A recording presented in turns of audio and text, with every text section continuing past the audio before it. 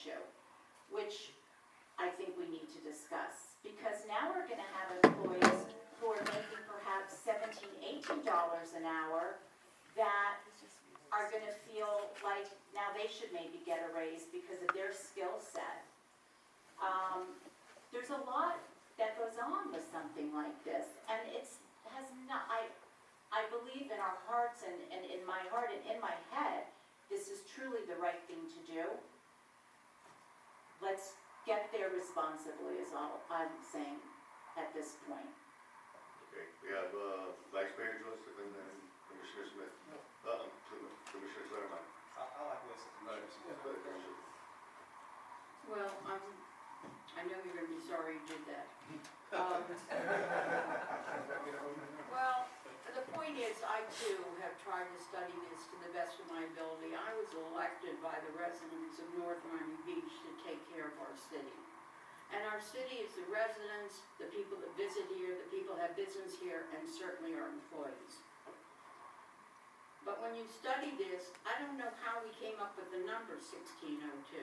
I don't even know how was that number, when somebody comes before us and says Miami Beach did the right thing. Miami Beach has so much income compared to our income, so much less needs compared to our needs, and we're gonna set our standards at a higher number. The state number is $8.25 is their minimum wage. They're trying to raise it as of January, if it passes, to $8.46. That's not what North Miami Beach should pay, so don't get yourselves excited. But where should it be in between? No. Excuse me, I'll wait for you to talk. Go ahead. No more, please. There's no interaction, please. I'll Commissioner wait. speak. Go ahead, Commissioner. Because I have notes, I mean, I can't speak for somebody else, take this lightly. But I have a lot of questions. I just found out the number now. If you take the number of 112 people and you take 467,000, it's $4,169 per year, per person. $85 a week per person. I know that we have this much coming in and this much going out. Where is it going? It's an important thing that I think North Miami Beach should do, but where is the question of how much, who's going to pay for it? Because you know who pays for it if we don't do an adjustment of $1 million and take it out of Washington Park's pool, Eastern Shores' pipes, the health fair, the bike ride. If we don't take it out of something, the residents are going to pay by an increase in taxes.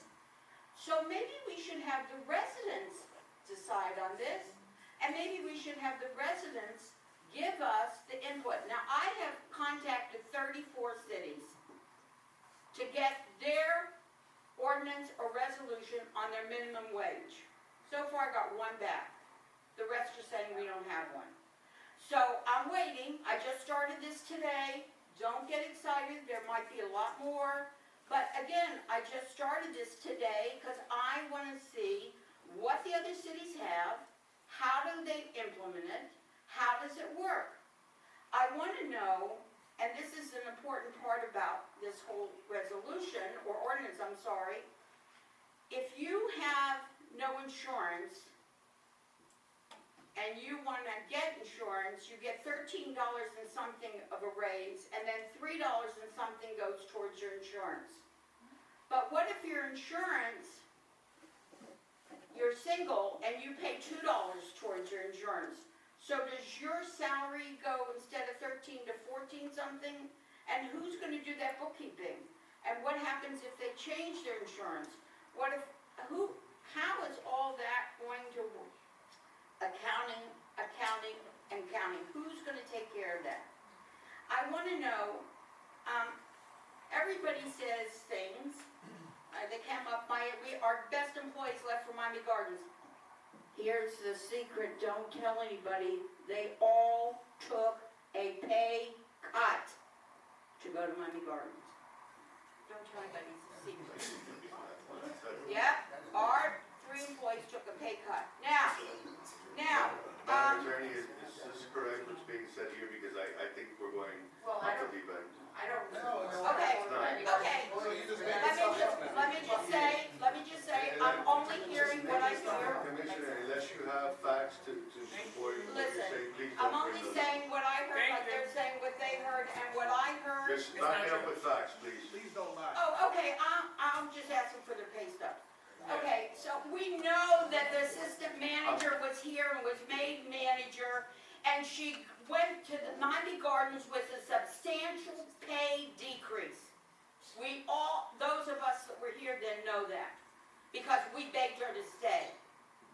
Now, let's get over that, and let's go to the fact that we cannot tell the manager how to pay, how to hire, who not to pay, how not to hire. If I had my wand, those 4 employees would get minimum tomorrow. There's no reason for anybody to work full-time for North Miami Beach. We don't get that say-so. Now, it's also said that, and I don't know the answer to this one, that if it's $50,000,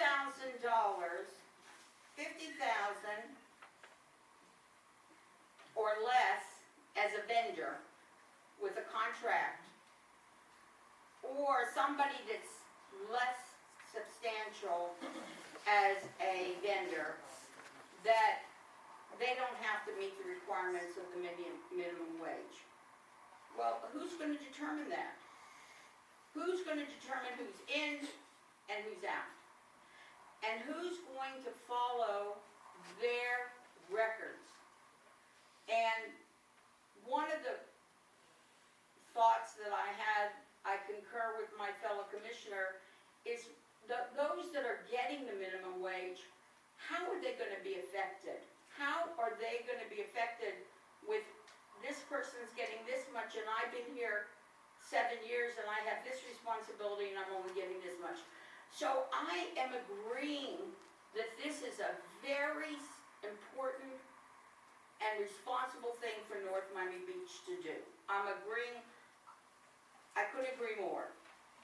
But it has to be done the right way, with us knowing what the consequences are, with us knowing how we're gonna pay for it, with us sitting down and getting the answers to the questions of the accounting for this insurance part of it.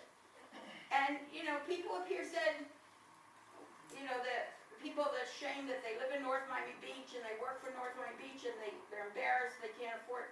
I'd like to know how many of our employees live in North Miami Beach. People have said that we don't get anybody to come work here. There were 75 employees that just applied for our chief of staff. So we do get employees that want to work in North Miami Beach. Unless our employees are lying to me, they're very happy working for North Miami Beach. Now we have to do what's right economically for them. And when you mention people, city manager, with all respect, that are 79 and 80, I would hope that they would get Social Security or retirement. Did every one of those people that work part-time not get Social Security?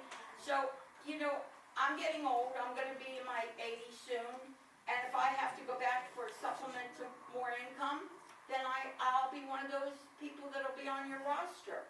But I want us to do it responsibly. These feel-good things are nice, but they have to be done, because whatever you pass in an ordinance stays there until the law is changed again.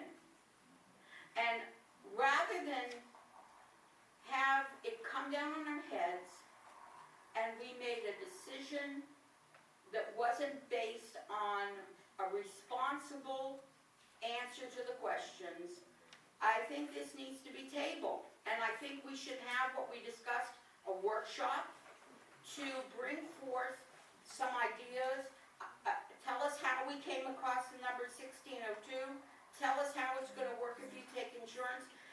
When you say that some of them are 79 and some of them are also 16. So are we going to say that across the board, everybody's gonna have that minimum wage? If we do, and it's fine with me, listen, I have no objection to that. But if we do, we have to determine where are we gonna get the money? Where's the money coming from? So everybody, all of a sudden, the whole time I keep hearing, we took the money out of the general funds, we took money out of the general funds. One day, the general funds is gonna dry up. One day, we're gonna go to the general funds, and guess what? It's not gonna have a balance. So I just think we have to do this. This is a major change that needs to be made in the city of North Miami Beach. I think what we need to do is do it the proper way. And with that, again, I will support a workshop, and then I will support the answers from that is the best thing for the residents, the employees, and the city of North Miami Beach. Thank you, Commissioner. Thank you. Commissioner Fleming. No, If I just want to ask if I can address just a couple of the concerns raised Yes, regarding, Madam Attorney. I don't like that talk to me, thank you, go ahead. Go ahead, Madam just, Attorney. it was raised about where the rate came from, and I just wanted to be clear. This, rate was based on the Massachusetts Institute of Technology Living Wage Calculator, which they look at the market, they look at what the, basic necessities cost in this specific area, and they actually have a calculator, whether it's Fort Lauderdale, Miami, in southern area of Miami, and then also over the 3 counties, so we use for this specific area. When we examined the living wage ordinances, I looked at Miami, I looked at the county, I looked at Miami Beach. I was unable to determine their methodology for coming up with a living wage rate.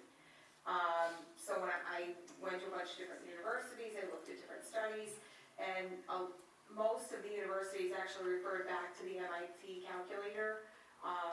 They have a substantial report that I read through, so the rate comes from there. It's not an arbitrary rate. I wanted everybody to understand that I expended the extra effort to make sure that we could kind of identify where this rate comes from.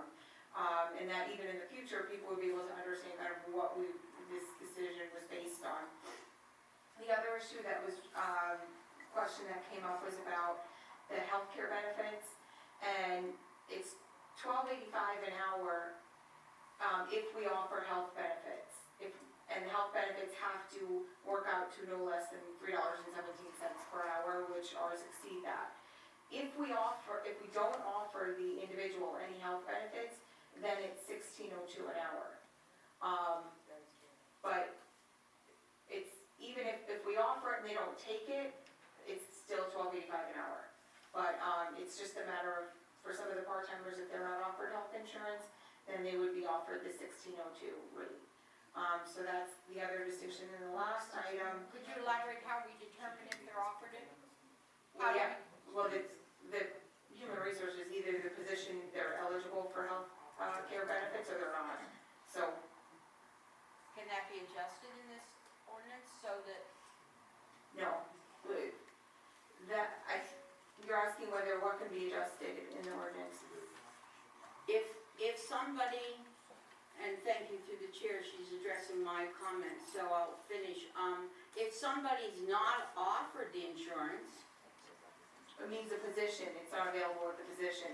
The city has certain positions, and I'm assuming the part-timers don't have the option of getting health care benefits. That's typical with a lot of industry, so they would be paid the $16.02. But perhaps the city does have some part-time positions where they can participate in health care coverage, and if they have that option of being able to participate in health care, then they would be paid the lower rate. but if they choose not to take it because their spouse Then gets they it at still work, get paid $12.85 an hour. well, 'Cause somehow it's- that doesn't seem, That's how this is provided, that's consistent with living wage ordinances across the country. that just doesn't seem across the country. Um, I'm talking about North Miami Beach. I understand, but I'm just so you understand where we, if it's offered, it's whether you take it or you don't take it. That's the rate of pay. If it's not offered, you offer that higher rate. And a lot of that, I think, goes to some of the Obamacare, which you have to have health coverage, and so that it balances out. If you look at, in in the ordinance, we also provide, if there's any CPI increases, we've included kind of how that needs to be, how those calculations would be completed so that it can't arbitrarily go up or down. If there's a CPI increase, it's gonna relate back to, and we use the Department of Labor's standards. We also talked about implementation and then compliance, and although that may require additional staffing, and that would be the manager to determine, that would come into play later when the service contracts became subject to this ordinance. But how they're monitored is provided for in the ordinance, What's the just to CPI? address it. What was the CPI? The Department of Labor provides a CPI every year, so that it's just that standard that would be used. And that would be for annual increases. If this commission decided at the time of budget, they could do it by resolution. Because CPI was 2.9 this year. Again, we provided the methodology, I'm not detailing what it is, it's just where this commission would go if they wanted to do CPI. And it's at this commission's option at each budget year, and it would, if you wanted to adopt it, if you wanted to, some cities do it for the vendors and not for the employees. So you would have the option at each budget cycle to determine whether you want to increase it or not. Fair enough. Good. Commissioner Thurman. Thank you so much, Mr. Mayor. You know, I was listening to 91.3 WLRN in Broward. They're considering amending their code so that they can allow people to reconfigure their garages and things of that sort to allow for more affordable housing options for those who cannot afford to live in South Florida. So even on the county level, we're seeing that these things are being addressed because it's increasingly becoming impossible for a lot of our employees, not only in North Miami Beach, but all across South Florida, to afford to live in the place that they work. We talk about what employees would think who are comparing themselves to part-time employees. And I'm glad that we had this discussion in Washington, D.C. about equal versus equitable. And those words, sometimes people use them interchangeably, but they mean two totally different things. And what we're looking for is equity, an equitable process.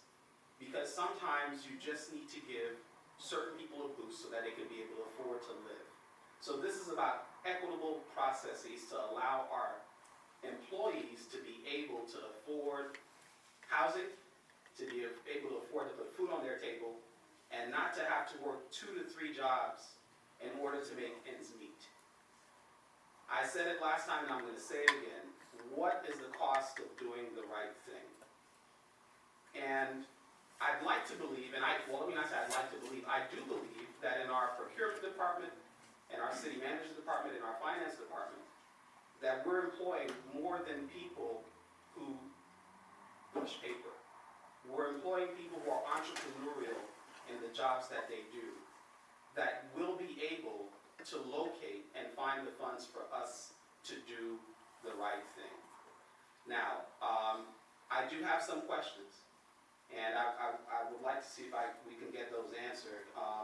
As far as that $700,000 versus the $460,000, can you clarify that a little bit? Because I don't think I was on pace with what you were saying.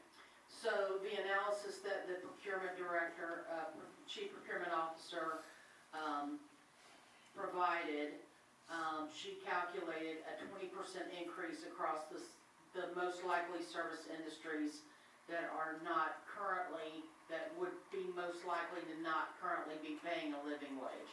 So she took our contractors that are, that may not that she's done any intensive study here, but the ones that would be most likely not to be paying a living wage, and calculated a 20% increase on those contracts and a 30% increase on those contracts. The 20% increase came out to about $460,000. The 30% came out to almost $700,000. Okay, so these two numbers are separate numbers representing a different percentage in increase. That's correct, But these 20% are not- and 30%. But we're not adding those numbers together to come up to 1.16 million, that's not what. No, Okay, I just wanted to make that clear. no, the 1 million that the mayor was referring to was the 470,000 for the 112 part-time employees, plus this 460 to 700,000 for the contractors. So what are we assuming, are we assuming that the contractors are gonna transfer that cost? Is that what you're That's saying? correct. Okay, so that And number we is, don't know that either, so. right, Right, So that's an assumption. Exactly, so the number that we do have that's concrete, that we can calculate, is the number that's from the city side, right? that's correct, Which is the 470,000, 470,000. Okay, so that's the number from the city side, that's that's correct, concrete, that's correct, that we know will affect us. that's correct, Anything else is an assumption. correct. Right, okay, so we can't include that in a scientific calculation, can we? I think we need to take it into consideration, because it will increase, Mhm. and it may be 20%, it may be 30%. We On the haven't, contractor side. we haven't had enough time to study the issue yet, so this is the estimate that we can make at this time. And in my opinion, it needs to be taken into consideration. Now, here's, really quick, Esmond, because maybe this might help to further your question or your answer. Of that 20 or 30% guesstimation, right? What is your, based on history, that you think of that 20 or 30% would be passed along to the city? Is it the full amount typically, or is it a percentage of that amount? It would be the full amount. So what I did the best that I could, the analytical, and I actually went to our service providers. Mhm. A service provider that currently supplies the city with landscaping, grounds, to us, and also to agencies that have the living wage, both in Broward and Dade County. That figure is 20%. I asked, does that 20% get passed along to the city? And the answer was typically yes. They don't change their business model. Mhm. So we factored in the 20% based on the portion of the service that's labor and not equipment, because of course the equipment would be the same. So those figures of 20 to 30% were the best that I could do on some of the analytical calculations as to what agencies that do have a living wage and those that do not. The security industry is one, landscaping is another one I looked at. So I actually spoke to the contractors to try to get a gauge of what the expectation would be. 1 second, Donna, Vice Mayor has a question. Okay. Now, can you elaborate on one issue that we discussed was the application of exemption depending on if the contractor that would be affected could apply for an exemption depending on their current workers having been in a union? You mentioned that Right. before. Can you elaborate on that, please? No, it's not in the ordinance, but in discussion, me having just seen it, there are other service contracts, since we're not identifying the covered services, where we have a broad-based. So we would have to be doing monitoring of all of the contracts on a monthly basis and their payroll. Many of the other service contracts, such as professional services, whether it be our auditors or software, are specialized services. So typically, they do offer salaries at a higher range than what we're saying is the living wage. So we could offer an exemption under our bids, saying, when you do bid it, you can apply for an exemption 2 ways. And it's a suggestion, certainly it's not in the ordinance. One being, if you're bound by a union contract to pay certain wages, then by providing a request for an exemption, you could do so. Whether that exemption is granted by me, the chief procurement officer, or somebody else, that would be one way for an exemption. The other way would be, rather than to provide their payroll on a monthly basis, or in this case, it's every 6 months, but because of the volume of the contractors we have, it would be an ongoing monthly compliance requirement. So the second way would be for the contractor contractor to provide the city with proof by their pay grades and classifications for the prior year that they have already been paying those pay class of whether it's groundkeepers or if it's IT software providers, the higher rate wage. So then the city wouldn't have to monitor those particular contracts. I can pretty much assure you that some of our contractors would not be willing to provide us with their monthly payroll for those employees that are providing the services to the city. So, as the ordinance is written, I just had some suggestions of how we could better define maybe the covered services or an exemption to the reporting aspect of the living wage. Thank you. Okay, but I had a long list, so I'll let her. you wanted to defer it? I'll let her. You have the floor. You have the floor. You can always get another bite, so if you want to give the floor to. I'll let her take a bite. Okay, go ahead. I'll let her take a bite.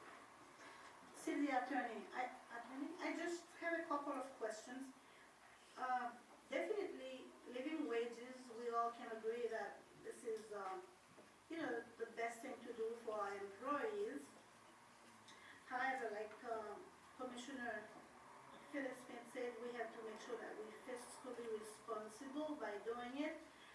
My first question is, when you said 1285 comparing to the 1602, like for the employees who have insurance, how many of the 112 employees that are eligible to have insurance? Because I think, to me, it's like the best thing to do to pay the 1285 and have them to have insurance, because usually people don't take time, if they don't have insurance like at work, they're not really going to take time to buy their own insurance. So if we can pay 1285 and offer them insurance, I think, personally, I think that's, I don't know.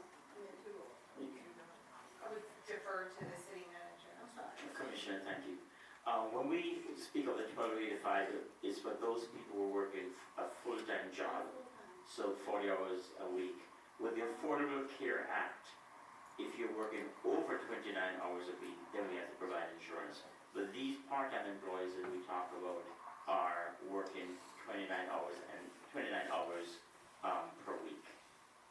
Okay, and the $470,000 that we need to pay them, where is it coming from? How is it gonna hurt us in any ways, or how often do we have to raise their salary and all this thing?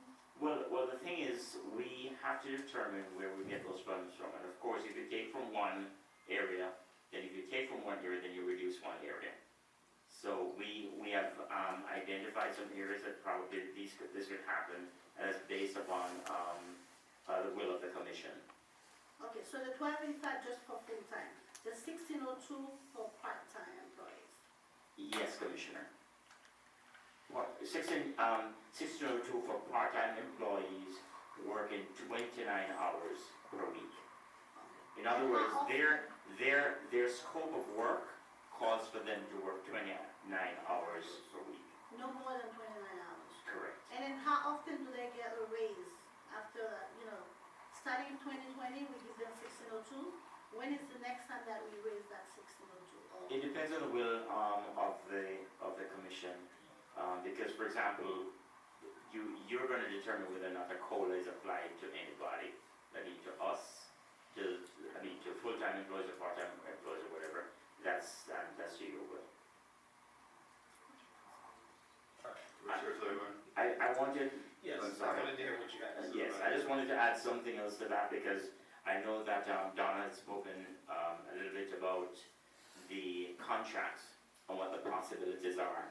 Understandably, when we speak about this, we're looking at some different scenarios, sometimes worst case scenarios, so you can understand what impacts may be, but do understand also that some of the research says that contractors may decide to either reduce their margins to afford or to get contracts. All right, and what also happens is that sometimes some of these contractors can't do that because of the economies of scale. So that is an argument in the analysis that is also out there. I mean, I'm glad you brought up that point, because if I were a contractor and my goal was to get a contract, you know, I'd look at all ways of, you know, putting myself ahead of everyone else. If that means reducing margins of net revenue, you know, then for me, getting the contract is the most important thing. But I can't speak for all contractors, but I know that as a business person, that would be my, the way I think about it. Now, as far as compliance is concerned, have you guys looked at compliance versus a grievance process? Because I was thinking that that might be a way to considerably reduce the cost. So in essence, what I'm saying is, I know we mentioned having a compliance officer on, you know, on a full-time basis, monitoring and looking at people's records, et cetera, et cetera. Have you seen any examples where there was a grievance process versus a full-time compliance? You need both. Okay. In order to go through the grievance process, somebody has to identify that they haven't complied with the ordinance. So we've got both in there because you have to monitor it. Otherwise, you. Well, what I'm saying is, I'm talking about the employee themselves. Have we seen any examples where there's a grievance process where the onus is on the employee to say that their employer is not meeting that, Well, that living wage requirement? there's both, but we still have to monitor. We still have to have the paperwork so we can kind of refer to determine whether they're complying or not.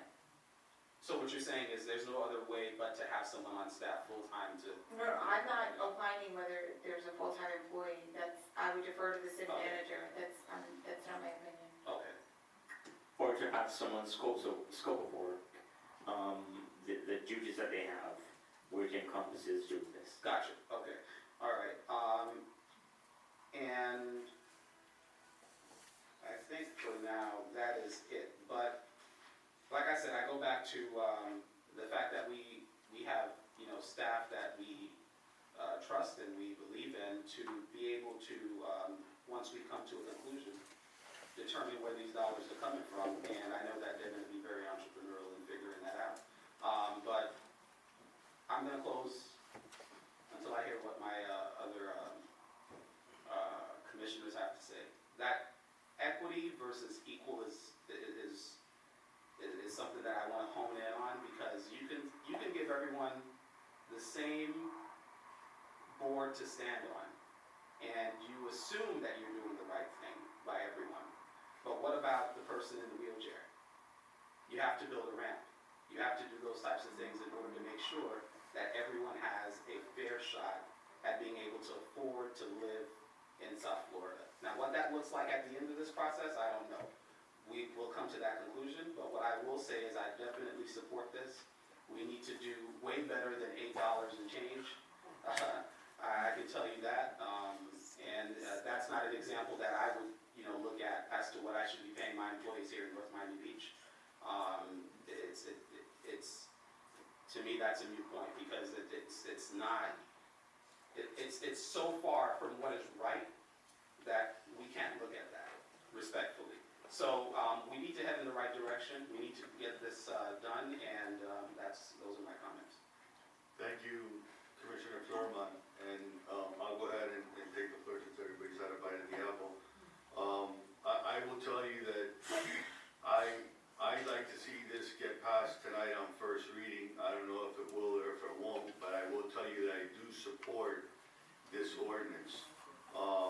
I do support this ordinance, and I thank my vice mayor for planting the seed, and hopefully we'll get a nice tree that'll sprout out of it. And I'm very happy that we have employees that are here today representing and speaking out. I'm hearing my finance director saying that she doesn't have enough time so far to study this and come back to us with some hard numbers that we can actually articulate on. So I also want to give our management team the benefit of the doubt to be able to come back to us with factual numbers that are gonna truly impact our budget. Because at the end of the day, we have to look at that number as well. And it's not that we're going to take 2 steps back, because I'm for doing this. I just want to also make sure that we do this in the right fashion, so that, again, as said previously, we don't put the cart before the horse. We make sure that if we're gonna spend $1 million or 700 or whatever the number may be, that we know where we're gonna go to and get those resources that we need in order to cover that expense. So I wholeheartedly support this, and I wanna see it pass. I just wanna see us do this financially right, so that we don't come back later on and say we put our foot in our mouth, or we said or we did something, maybe faster than we should have. And I'll defer to my Commissioner Kramer next. Thank you. Look, I think for those of us, first of all, I think even when we go into our strategic session tomorrow, this is going to be a topic that needs to come up, just to get it out the gate and say, we all agree with this. But how we go through this process to be responsible, this is not something that needs to be rushed into. It shouldn't go longer than this budget, when we start our budget process, that's for sure, and hopefully we can do it sooner. This isn't a race to get in the headlines, this isn't, a race for any of us. It's a race, yes, for our employees, without a doubt. But what I would like to see is all the research. I want us all to figure this out. Look at what, we have CIP projects, guys, that are already in the works. I mean, they're in the books to happen. And if we're either gonna have to go backwards and take away from those projects, or we're going to need to take away from something else. And I want to see us all agree to what those projects or items are that we're going to need to walk back on. You have to remember, we do pay, we have a lot of legacy. I came into this commission with a huge amount of legacy costs. And we were able to walk some of that back, and it wasn't a pretty thing to have to deal with at all. We don't know what this economy is going to be doing in the next few years, and I'm concerned that we're going to do this all at once rather than phase it, like other cities and counties have done. There's just a lot of ways to do this and to do it right, and I would like to make a motion to table this, only so we can workshop this. We can get it right, we can all be on the same page when we all vote to move this forward. And also, what is that number? Who said it needs to be $16.02? I quite frankly thought it was gonna be $15 and now it's $16.02. So I really, really wanna do this intelligently, and I'm making a motion right now to table this. I second it. Okay, we have a motion and a second. All in favor to table this item? Oh, with discussion? We could have discussion, yes, absolutely. Go ahead. Okay, thank you. Discussion, go ahead. Yeah, I suggested tabling it as well, so we were on the same page. I didn't bring the motion forward because I wanted to hear my council, my fellow commissioners, but with all respect, really, for what I'm hearing, this ordinance starts in January 2020, if I read it correctly. Am I correct? September? When does it take effect? Hold on. Through the chair, Manager. it's to take effect October 1st October 1st. of this year, fiscal year 2020, but for it to be fully implemented, that it gives us time by January to get it implemented, but it's effective October 1st. Okay, so of to this be year. fully, what it's meaning is the part-timers. So the part-timers were the second part of it. No. Yeah, it said the No, part-time. it's part-timers and those who are working 29 hours and full-timers for it to be effective for them on October 1st, 2019. And to allow some time to fully implement it. In other words, October 1st, you really can't get everything done. you can't because it's the start of the fiscal year, but to allow you time to get it fully implemented by January of 2020, but it's effective October 1st of 2019. Okay, so if it's October 1st, if it's September, it doesn't have to be done tonight. That's the point. Okay, Okay, so I have the floor, so I just want to say, with all responsibility, for you to say you hope this passes tonight when you're asking for answers doesn't even make any sense to me. If we don't have the full information, why do we have to vote on this tonight? For what? What's the purpose? Let's table it, let's get the information, let's find out the best way to proceed, let's me review the other cities, how they did it, what was their, and they're in Miami as well, okay, you're saying South Miami, North Miami, let's see how it works, and then let's do it so that we're responsible to the residents that pay for it. The residents pay the taxes for this, and for the answers that are necessary to make a prudent decision are given to us. I heard 471,000 for the first time tonight. And if I recall, when this came before us a week ago Tuesday, we asked for this information so that we could responsibly address this and vote on it. So I think the only real responsible thing to do is to table it, get all the information. We definitely are all on the same page to do this, and then we'll do it the right way. That is the reason I've seconded, and that's the reason that I can't support it until I have all the information. How can you vote on it? Just one question. Just to clarify, if we were to, if we were to support this ordinance tonight, between now and second reading, you can come up with those numbers? I probably couldn't come up with those numbers between now and infinity, but I bet you the manager. I'm sorry. Between now and second reading, right? The questions that have been asked, Vice Mayor, yes, through the Okay, chair. so we could move forward, and then we can have those numbers on our second. But I think the portion of your question that's directed to me is, there's nothing precluding you from, if you vote on this first reading, and then this, before second reading, having a workshop with all the numbers and information. Why?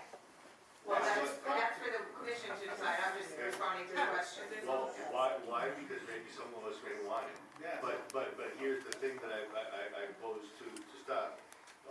If this passes today on first reading and we research it, it doesn't necessarily have to come back next month. It could come back at a further date. Does it have to be If tentatively you, at the next meeting? here's, the only thing I would recommend, since you are debating this motion to table, Right. technically, it's a motion to table to a definitive time.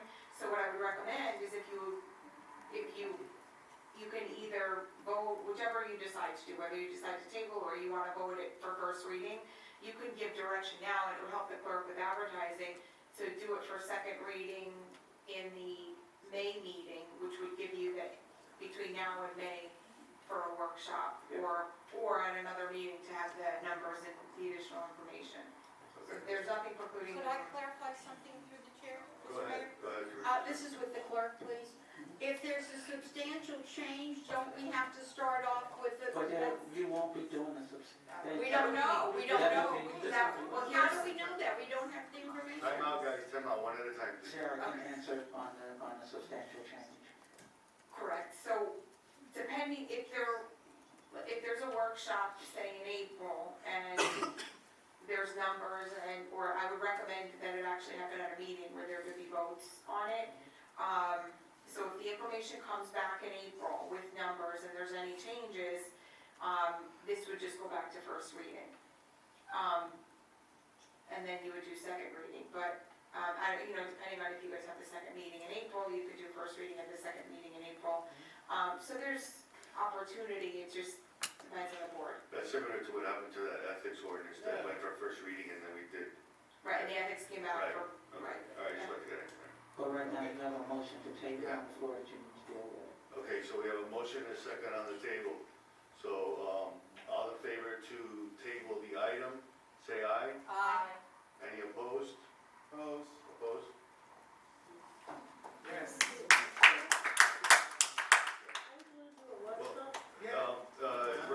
We're not done yet. Oh, I'm sorry. As the city attorney alluded to, if, you know, depending on the outcome of what happens here, then we can speak in addition to what we need to What I, articulate on.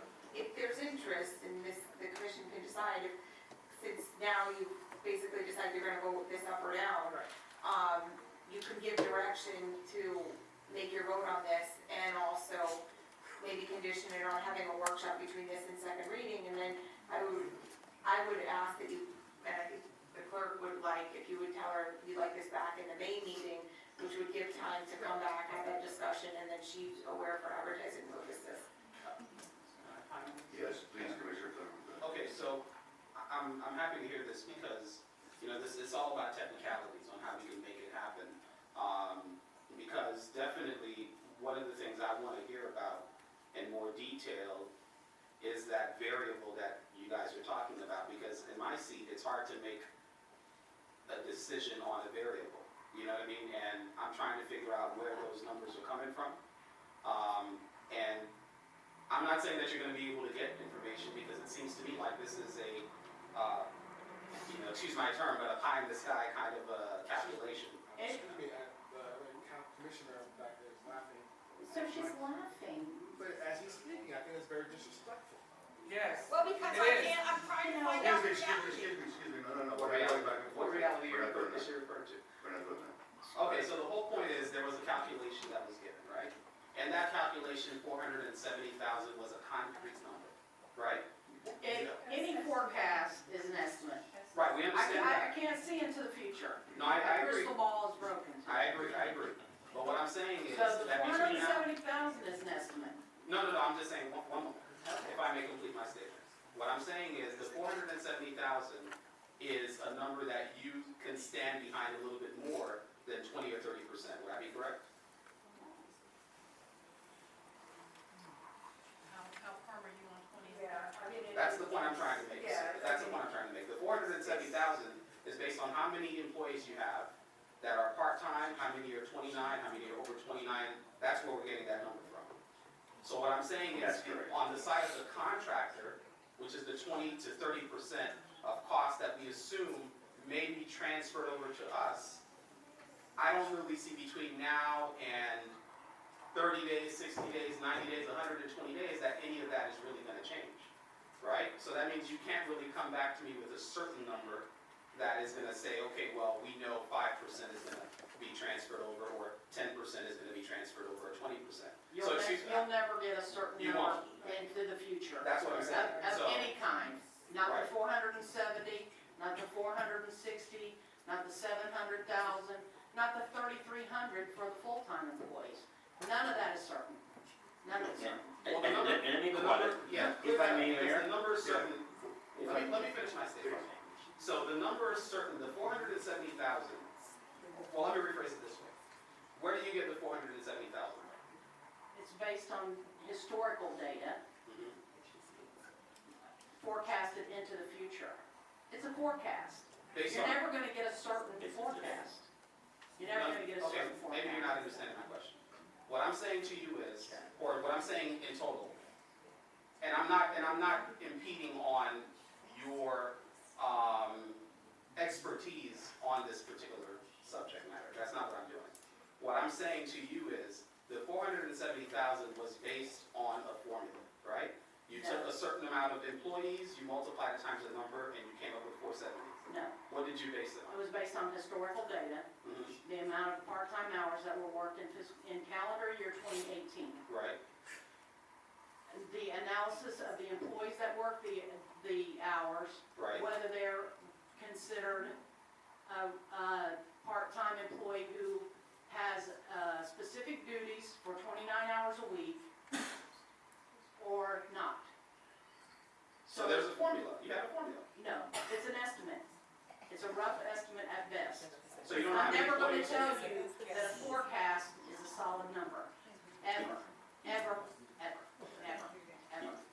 lost in translation, I don't know. It- But let- either way, I can't forecast, I can't tell you what the number's gonna be. That's my best estimate. Okay. 470,000 is my best estimate. 460 to 700,000 is the chief procurement officer's best estimate at On- this time. on the, At this time, But, until they come back and do a further analysis and come back to us. well, that's fine, but can I hear what he has to say, so I can close it up? thank you, Mayor.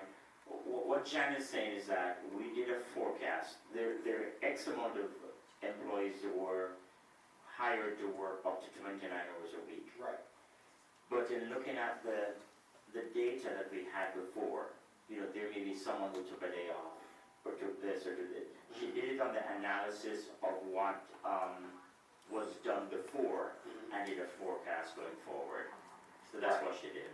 I mean, somebody may be hired today, they may leave tomorrow. Correct. So I understand that. Or we That's- may decide we don't want, or we may decide that instead of 100 and 12 part-timers, that we only want 90. So what we're giving you today is Right, based upon. that's the only variable in that proposal. Understood, okay, thank you for clarifying that. But what I'm saying is the other number on the contractor side, whether you have 30 days or 90 days, you really can't for sure ever know how much of that cost will be transferred over to the city.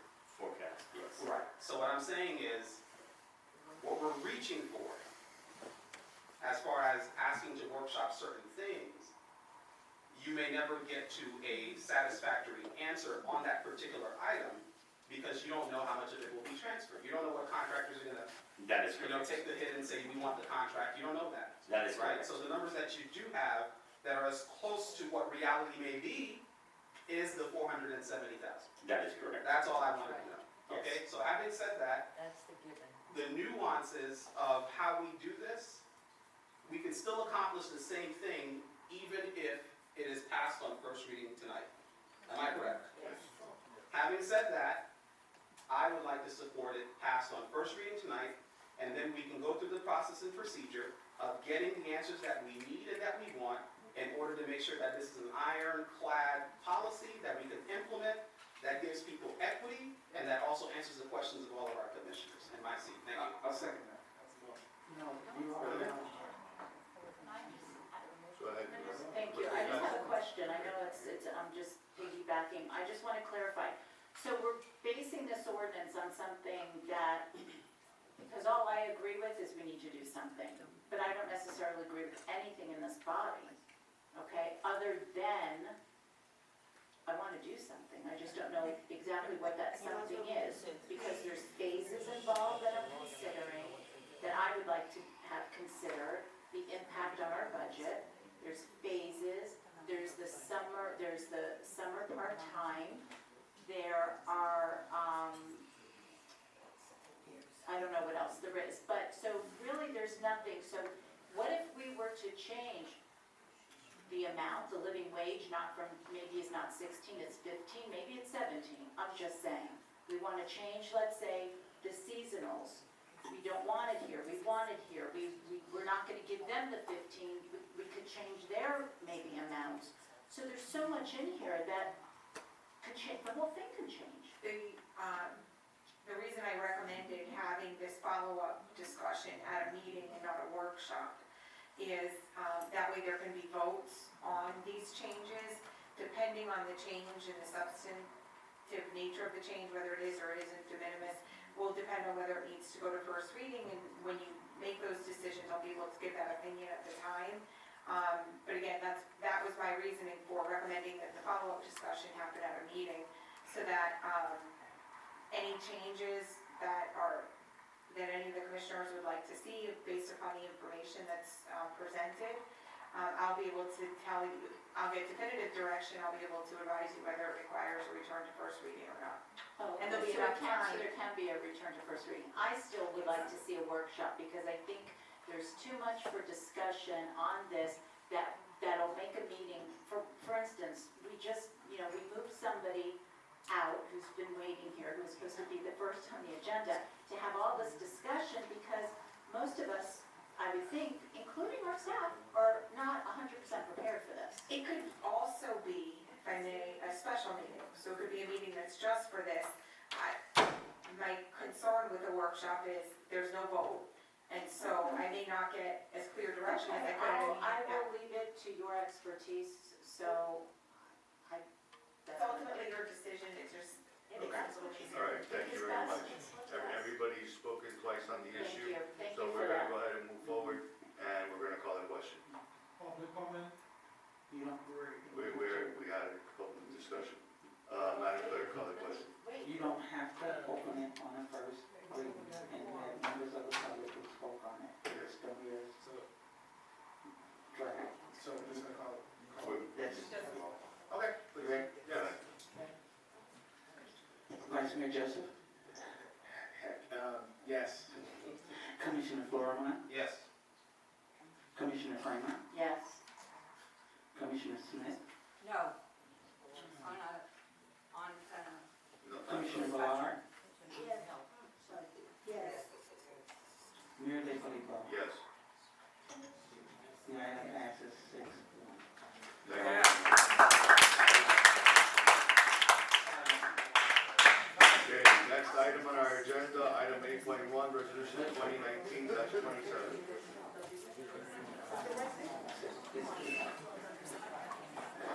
Look, yeah, my question is for advertising purposes, because I don't want to advertise this for an April meeting, and you guys are not ready in April. So are you bringing an April, May? We're tentatively for April, right now tentatively for April. Second reading. Yes. That's April. Hold on, staff, Madam, Mr. City Manager, your recommendation for bringing this back for second reading, what time do you need in order to do your studies, finance, department? And just before he answers that, the Yeah, advertising is advertising, gonna need to happen within 2 weeks, and in the next 2 weeks, I don't have 10 days to advertise. So May, you want to say May to be I safe? think May is a better time frame. It's more realistic. Just to be safe? Because of noticing and that kind of thing. Because this ad costs money.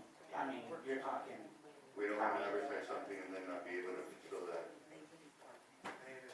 Okay, for me. Okay, item 8.1, I need a motion to introduce.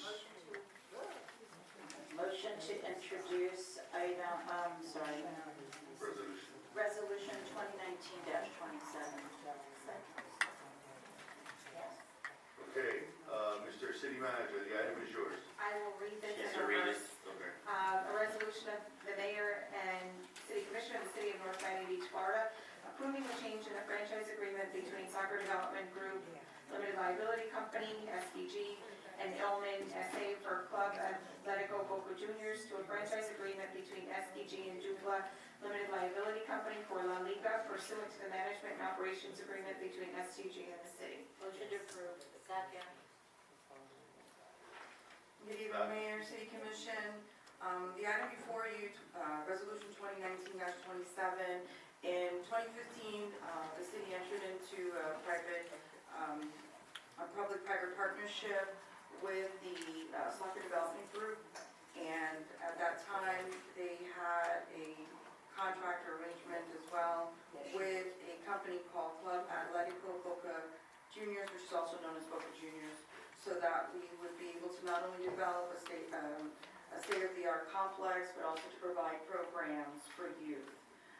As part of the agreement that you have with them, they were required to provide and have approval through you for a franchise agreement in order to allow for these programs and the operation to occur at the Pat Mishcon Field. They would like to come before you tonight to ask for your approval to make a change in their agreement to allow them to include the franchise agreement with Dopla for La Liga. And from what we understand, La Liga is an internationally recognized program, and they would like to bring a certain level of prominence to the programs that we hear in North Miami Beach, and they seek your approval for them to move forward.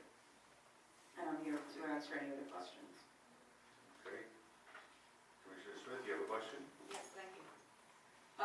City Attorney, can you tell me please, what Boca Development and its relationship with SLAM, the private high school, the charter school in North Miami Beach?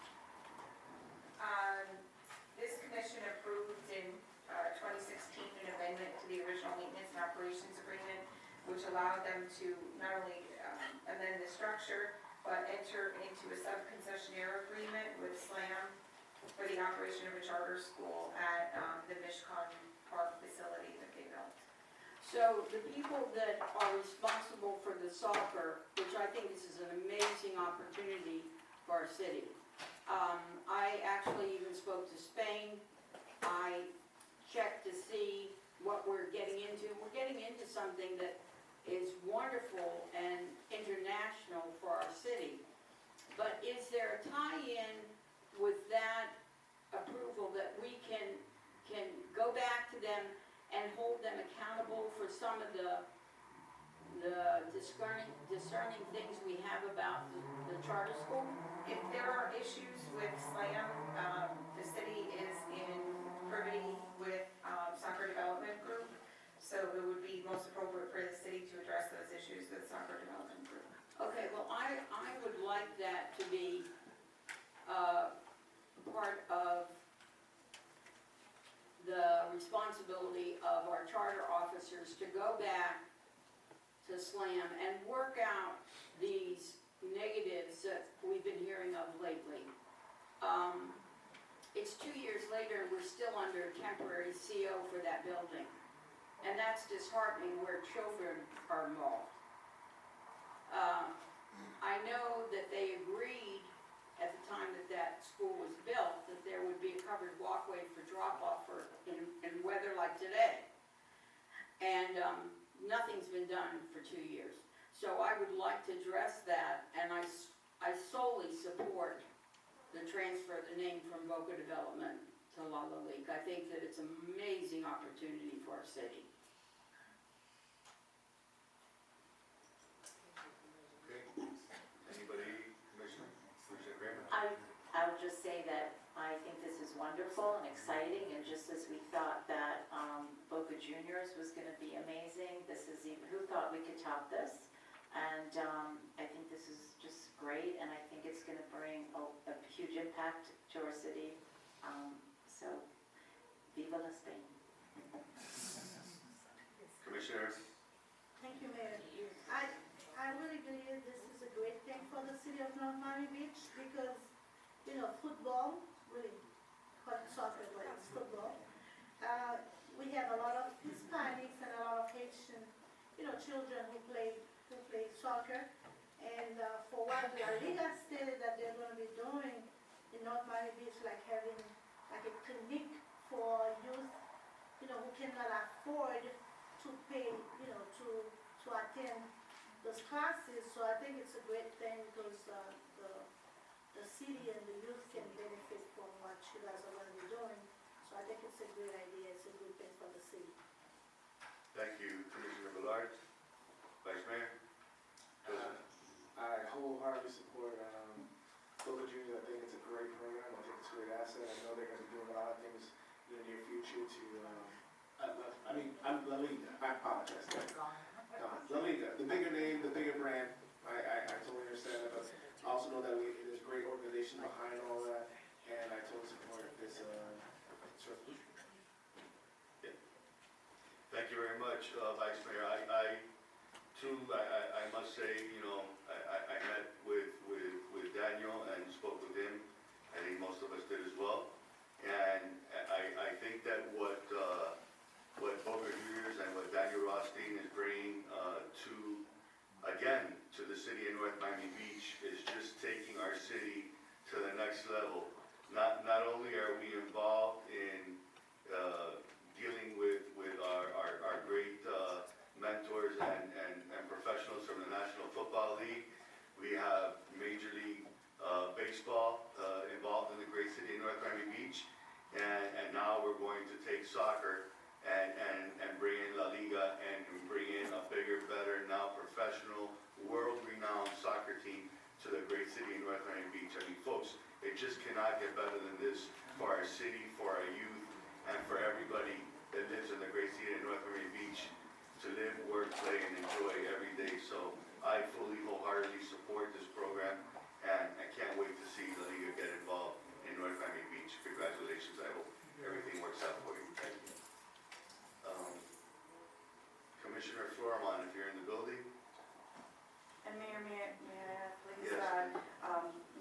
to tonight, there has been dialogue with Danielle Rossi, with the soccer development group, in terms of working with us to get the proper approvals in order and the documentation, not only to get the permit issues resolved, to get them to the final CO, but also to go through the process in which to bring forward before the commission eventually the modification to the site plan, so that we can make those changes as to where the walkway is going to be. And we've had a great relationship this far in terms of taking those steps to get us to where we need to be, sir.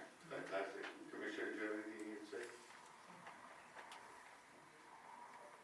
No, just that I've met with Daniel and really excited about what's yet to happen with the soccer organization in North Miami Beach. And also we discussed some other things that can probably be helpful with our Parks and Recreations department as well. So that's it. Okay. Commissioner Smith, and then we'll open. Thank you. I just want to make sure the attorney on record will state that she reviewed the ownership and all the paperwork was in order for this transaction to take place. Well, yes, we have a letter from them that there's no change in ownership of the existing facility. And I did do some due diligence in terms of just the organization that we're And the allowing them to enter into, that it's legitimate and it's what it says. The person that's signing is the one that's Correct. supposed to sign. And I just, for one quick second, just tell the public what you don't realize is that we'll probably more than double, if not triple, just the kids that in the area can come and learn and enjoy soccer. So I thank Mr. Rothstein for, pushing it ahead and seeking this out to make it better for North Miami Beach. Thank you very much. Thank you. As we said, the children of North Miami Beach are the ones that are going to reap the great rewards of this great program. So I'm sure our parents in North Miami Beach are going to be very happy. Okay, we're good. All in favor? Aye. Aye. Any opposed? Okay, unanimous. Thank you. Okay, and now we have our ordinance, number 2018-14. Need a motion? Move to introduce ordinance 2018-14 for first reading again. An ordinance of the mayor and city, I need a second. sorry. Okay, go ahead. An ordinance of the mayor and city commission of the city of North Miami Beach, Florida, amending chapter 2 of the code of ordinances of the city of North Miami Beach, Florida, entitled structure of city government by creating article 10 code of ethics to add sections 2-79 code of ethics adopted, 2-79.1 code of ethics generally, 2-79.2 definitions, 2-79.3 disclosures, 2-79.4 gifts, 2-79.5 certain appearances prohibited, 2-79.6 fundraising restrictions, 2-79.7 code of silence, 2-79.9 travel policy for elected officials, section 2-79.10 charitable donations and solicitation policy for elected officials, section 2-79.11 mandatory ethics training, section 2-79.12 jurisdiction enforcement and penalty, and moving section 2-78 lobbying to 2-79.8 lobbying, providing for enforcement and penalties, providing for repealer, severability, codification, and an effective date. Move to approve. Second. Yes. Floor is yours, Commissioner Fleury. All right, so as, I want to thank our Commissioner, Barbara Kramer, for bringing this, the Code of Ethics, for sponsoring this Code of Ethics. And also, what I wanted to discuss was the last meeting, unfortunately, due to a conflict, I wasn't able to be there. And I'm not sure how that conversation went. What I would like to see is, in the same spirit of what we just did with the wage, if we can also have another discussion on, discussion workshop, whatever you want to call it, on this until we, come back for the second. Go ahead, Commissioner Gregory. You want to, Didn't you have a chance to read this in the last 2 days? I did.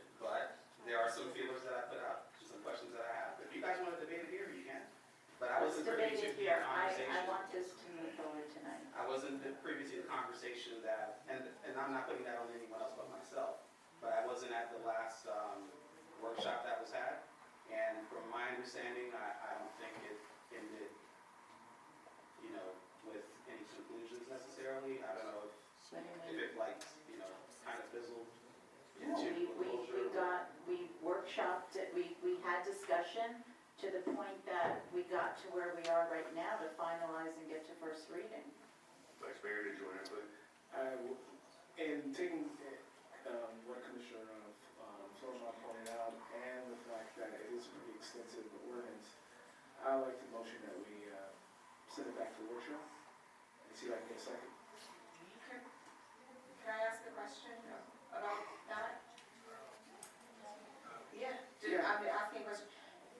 Again, similar to what I had asked for the previous item, if it's a meeting, even if it's a special meeting, then I can have votes and get some clear direction during that discussion, and it may be more beneficial. I just feel that, given the fact that, you know, at that discussion, there was a lot of things said, and it ended early, as a matter of fact, because I know Commissioner Smith had to leave early, as she pointed out. I just think they would be better suited that we send it back to workshop at this point. And I'm motioning that. Okay, it's not about the additional discussion or wanting to go through the items, I'm just asking if it's a meeting as opposed to a workshop. So a meeting with, I'll second the workshop. You don't want anyone to be able to vote? I want the workshop. okay, so we have a first and a second for the workshop. Okay, I'm gonna make a change on this, and it's the last page, just so you know. Okay, so we have a first and a second Wait, for the workshop. you have a, can we make that a motion to table? Because we have a motion and a second already for approval with discussion. So you either need to vote it up or down, or someone needs to make a motion to table. Since I'm the one that brought this up, I just want to make it clear. I wasn't there, obviously. please. Thank you, Mubarak, Mr. Kazan. I wasn't at that meeting. Like I said, it's not on anyone but myself for not being there. But unless my colleagues want to have full discussion here, you know, then I'd like to, you know, have a discussion on this item, whether it's in a meeting, similar to the way we did the wage ordinance, or a workshop, whatever makes sense for the majority, then that's what I would like to do. Then if you want to do it the way you did the wage ordinance, you need to pass it on first reading, and then in the next reading, you have all of this discussion. I'd like to hear what all of my commissioners have to say, that way we can figure it out. I know I motioned for a workshop, I know Commissioner Smith seconded. Again, you have a motion on the floor for approval, or to vote on it. So your discussion, and then you need to either vote it up or down, and if you want to table it to come back, you can do that. But right now, you gotta deal with this motion that you have on the floor. And the only other motion that will supersede what you have on the floor is a motion to table. Okay, repeat that, the motion that we have on the floor, You have to deal with it, up or down. and clarify the full motion so that we won't, so that. The motion is as read to either approve it or deny it. You gotta vote. You have to Table, vote. or you're gonna table. Or you have to make a motion to table and second, get a second. And if we do a motion to table, Alright. I just want to If get you clear. do a motion to table and that is approved, then you can call it to go to a workshop, Okay, so that's option one. Option two would be up or down, up or down. Option, with up possibly being a meeting that following. which is going to be a meeting because it has to come back for second reading. Okay. So I want to hear what everyone has to say. I would just, you know, just for time purposes or what have you, and it seems that from what the city attorney has motioned over to me, tabling would be pretty much the same effect. Right, if you were asking to go to a workshop, then what I was saying is you should change your motion to table, if that's what you're wanting. Yeah, I would motion to table. I'll Table, second. second, okay, all in favor to table the item? Aye. Any opposed? Opposed. Okay, that'll be, 5-0. And then, So now what's the subsequent? Now you need to either decide workshop and can we work So- on it? Yeah. So the consensus of the commission would be to go to a workshop, is that what we're hearing up here? So we can give direction to staff? Yes. Okay, staff, you have your sending out a calendar, invite for dates for workshops. Thank you very much. Okay, business tax receipts, None? appointments. Wait, we have a resolution. Oh, I'm sorry, yeah. Oh, I'm sorry, yes, I'm sorry, I'm over here. Resolution, 2019-28. I need a motion to introduce. Motion to introduce. Second. Okay. A resolution of the mayor and city commission of the city of North Miami Beach, Florida, approving a change order thereby amending the agreement between the city of North Miami Beach and Innovative Masonry Restoration LLC, expanding the scope of services and increasing the original amount of the agreement by $67,766.44 to complete the remaining work related to the restoration of the Fulford by the Sea Monument, and authorizing the city manager or designee to execute the change order and do all things necessary in furtherance of the change order. Need a motion to approve? And a second? Second. No, I can't make the Oh, motion. no, so Commissioner Bellard. Okay, okay, okay, all right. Whose item is, who's presenting? Is this Fernando? Is Yes, your I item? am. Okay, Fernando, There's please. a thing on the screen here. Give us 1 second. Oh, it's up, good, thank you. Oh, it's a little delay reaction. Good evening, Mayor, Commissioner, members of staff, and the members of the audience. Thank you for the black background in the presentation. I have to tell you, it's very eye pleasing. Thank you very much. You can really see things right here. Thank you very much. We'd like to thank you. Good evening again. As you can, this item, we're going to use, we'll do a brief summary to take us to the change order, how that.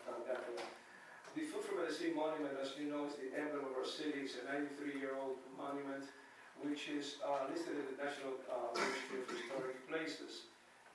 It was in great need of restoration when the commission, back in August of last year, approved an expenditure of $500,000 to restore this monument, which is a very important monument to the city. It's almost 100 years old. As we began, as the contractor began to look to restore the monument and began to get into the inner areas of the monument itself, certain things were uncovered as part of the restoration, which were unforeseen conditions. One of them is the interior of the dome. The rebar was extremely deteriorated, was rusted, and it required work on the rebar itself. Now, this was part of the first change order. It wasn't part of the scope.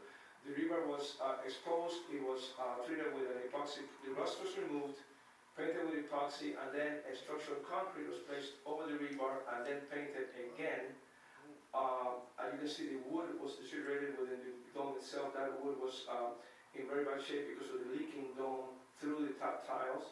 That had to be corrected. And the final coat of epoxy, after quite a bit of work in the dome, resulted in a fully repaired dome. This is the first component of the change order that the contractor had to work on the monument itself. The second component was as the outer layer of the monument was removed, that was placed decades ago after it was built. This thing has been through many iterations. We found that after the shotcrete cementous coating was removed, there were some dark areas all over the monument, particularly on the joints going horizontally, as you can see there. And those areas made it very difficult to really be able to restore the monument to its original look. And that was part of the change order as well. The expert conservator recommended one option, which was to use a paint to cover those dark areas of the monument, and that was attempted, but the look of the paint was very flat and didn't have hardly any texture to it, so it made the monument not in keeping with the look of a historic monument. It didn't look like concrete, it looked like a painted concrete. So we did not want to stay with that particular approach, and the conservator suggested a second approach. Now that paint would have cost an additional $23,000 in addition to the dome repair which was done. So the recommendation was to try a fall paint, as you see in the screen. This is a textured paint that really more resembles and replicates the original look of the stone. That fall paint is what was decided to go with because it really is going to give the monument the type of look and value, not a flat paint as you saw earlier. This fall paint is what really caused the cost to go a little higher by about $22,000, and it made the change order something that had to be put to commission, because it's over 10% of the original budget of $500,000. So with this fall paint, the repair to the dome, and the application of this is a 3-step process to paint it with this fall paint. It has a texture and a color that really resembles the original look of the monument. That is what brings the change order to a total change order amount of $67,000, which is about 13% higher than the original budget amount of $500,000. So we bring that this to you to make sure that the commission can have a chance to look at it and approve the change order. Okay, any questions up on the dais? I don't see none. I can tell you, I drive by there and it's looking great. I think the full finish is gonna look great on the monument, because it is a two-tone type of stone from the historic ages that really identifies and will really give that the signature look that it needs. And again, I thank our beautification committee for staying on top of that monument and working together with you to make sure it gets done to perfection. So, and by all means, our city manager and staff. Thank you very much. Any questions? Okay, Commissioner Smith? No, I don't have a question, I just would like to make a comment. You know, when this came before us, whatever it cost, and unfortunately, but fortunately, because they caught something that'll make it last that longer and make it really be what it should be. This is one of the few icons the city has left from the original 90 years ago city.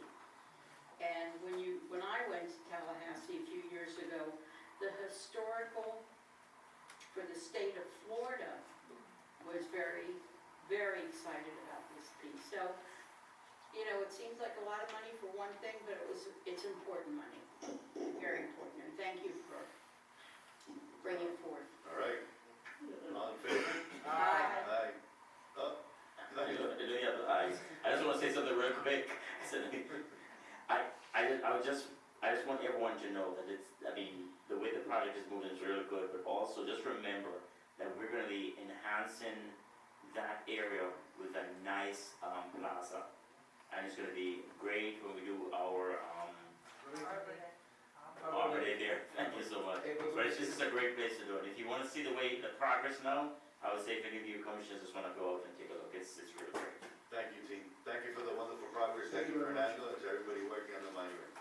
Okay, so I think we have a unanimous vote. You want to call again? No, you're good. Madam Clerk, we're good? Okay. You Just have some unanimous. discussion. 6-0. All those brides will be happy. Okay, we don't have business tax receipts, we don't have the appointments, miscellaneous items, discussion items. Commissioner Fleury, you have an item on the table, 12.1. I'll go ahead and let our esteemed city attorney and assistant city attorney take this one. Thank you, Commissioner. Just, the Commissioner Forman had asked for this, actually, I think more than a month ago. And we've spent considerable amount of time researching, looking at it. I had expressed that there were some concerns with the prior program. So, Valerie not only researched this, but then Valerie, myself, Sharon, the building official, the director of community development, and our planning and zoning manager met to discuss different proposals. And so I'll have Valerie kind of present the memo that was given to you all 2 days ago. And then you'll see some legislation in the coming. It's going to take a little while because it's got to go to planning and zoning first. But we will begin preparing the legislation and bring that forward. If you can, Madam City Attorney, if you can just give, for those who may not be up to speed on what this exactly is, if you can just give a synopsis for us. Yes, that's actually, I'm going to have Valerie do that. She's going to describe the program that was in existence. She'll go through kind of some of the concerns that we had with it, and then the direction that we're proposing we move forward. Thank you. So administrative code waiver that had been was in effect between August of 2013 through December of 2016. And the administrative code waiver really pertains to waiving zoning issues. So in this particular case, what had existed provided for certain types of violations that could be eligible and specified storage, tool sheds, setback requirements, carports, fence heights, driveways, lot coverage requirements. And if somebody was going to apply for an administrative waiver, they would go before, basically it was a panel of 3 city employees. It was comprised of the building building employee, a community development employee, and code enforcement employee. Now the issue with the way the code was drafted, that raises some legal issues. First, even though it had listed the types of violations that would be eligible, there was no really clear criteria or parameters for what could be changed with respect to those different types of violations. So there was an opportunity for inconsistent application, which we would want to avoid. The most important thing that we want to ensure is that it's consistent and it's not arbitrary. The other issue was the fact that it really didn't have a prerequisite that any approval be contingent on the fact that the structure or the building be compliant with the building code, right? So those are 2 kind of distinct issues, because let's say, for example, you're coming for an administrative variance on the setback of a storage shed, but it doesn't comport with the Florida Building Code or the city's building code, and there may be some life safety issues. And so before, because it was a panel of 3, perhaps 2 of them would approve, and the building code would, or the building employee would say no, but then you have a waiver essentially that was approved, or variance that was approved for a property or structure that was not conforming with the building code, which represents some life safety concerns. So what we are proposing is to basically repeal that, present new language, where it would not be a panel. It would be basically the authority would lie in the community development director or his designee. The application would go directly to him. It would have to be reviewed by the building official to ensure that it's compliant with the Florida Building Code and our own building code. And just also, and it's going to provide for specific criteria. So what we have proposed is 25% as kind of a numerical value for the application or the criteria that would be applied. So for example, the community development director would have the authority through his administrative process to approve, deny, for a decrease or increase of any numerical requirements for not more than 25% related to, and it's basically the same type of concerns that were addressed in the first one, which is going to be lot coverage, setbacks, spacing requirements, heights, fence. So for example, if our code or zoning code provides that fences need to be 6 feet, right, that's numerical value, then the community development director or designee would have the authority to administratively approve a variance of up to 25% of that numerical value.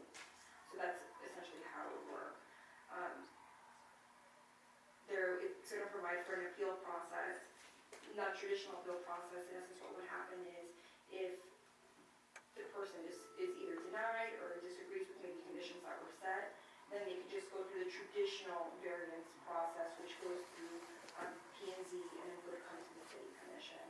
But this would provide a lot more flexibility. There's a lot of houses within the city that are very old and have these minor issues, and this is a way for them to become, I don't want to say legalized, but essentially compliant with the zoning code.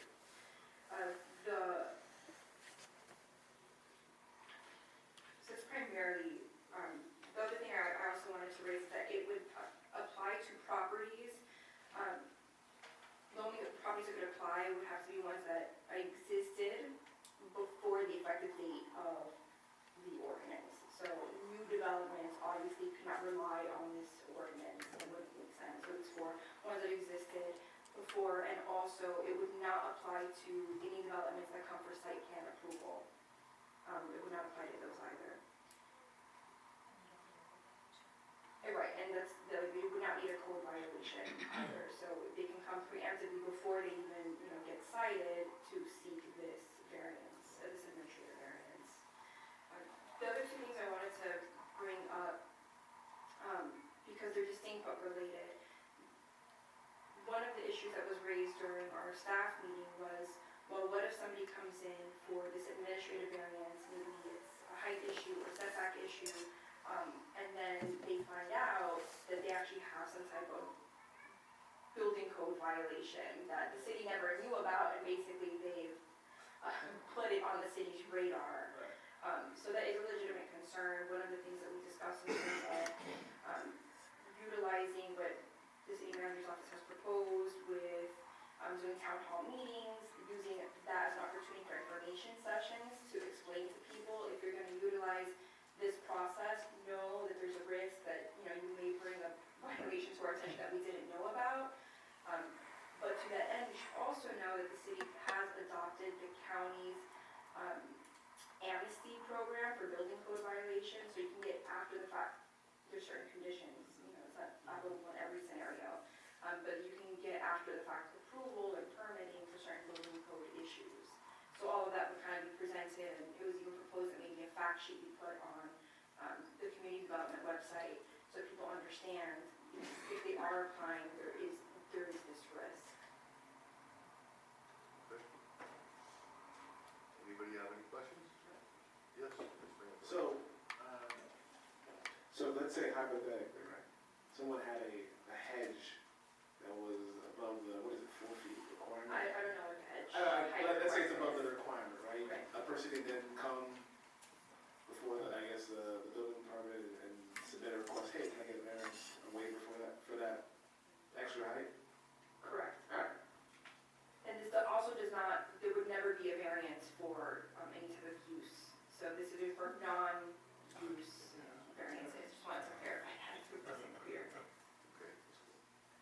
Commissioner Smith, you have a question? I do. I'd like to know how this is gonna work as far as him giving the suggestion, you giving us the idea.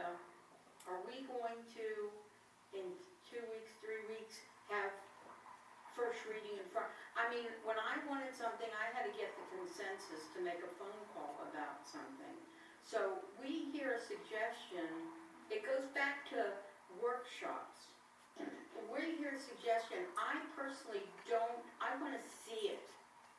And I need to see it and then digest it and then have questions to the staff.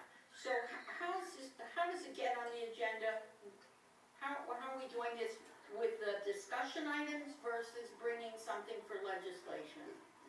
Yeah, this was brought as a discussion item, and it did have a consensus, and I'll defer to Commissioner Claremont who brought it up. Yes, I believe that was in the month of January, if not the month of February. Yeah. We brought it up, we discussed it, and gave staff authorization to look into it and come back with it. Okay, so she looked at it and came back to us, but now we need to see what she just said.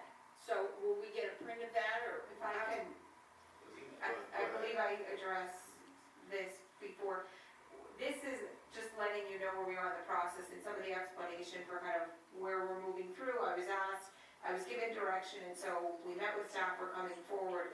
This is gonna come back as legislation, and as it's indicated in here, in the memo, we are still working with staff, because when we analyze this and we wanna bring something forward, we recognize that it's more complex than maybe some other pieces of legislation. This is in the zoning code, so it will need to go to planning and zoning. When we have legislation, this commission tonight, and that's part of why we're here, you can give direction. Do you want it before we bring it to planning and zoning, and then this commission first reading, we can bring a draft of the legislation to the commission to look at. This is why we're here. We're just letting you know this is kind of where we are in the process. This is our recommendation at this point, you know. So in essence, with all of us, I would assume we would all want to see a draft of that before it goes to B and Z? Yeah, so that, I mean, yeah, that's why we're here. You have direction, Okay. that's what we would like to see. Yeah, and I could put it on record in my seat, I need to see the drafts. I need to see the drafts. Because, like, I think this was a lot of very important legislation tonight, and I think that some of it needs further review, and so I at least would have a easier, That's why we're here. That's what I wanted to know before I go to planning and zoning to this. Very well, we have the right. Mr. Mayor, just really quickly, to piggyback on what Commissioner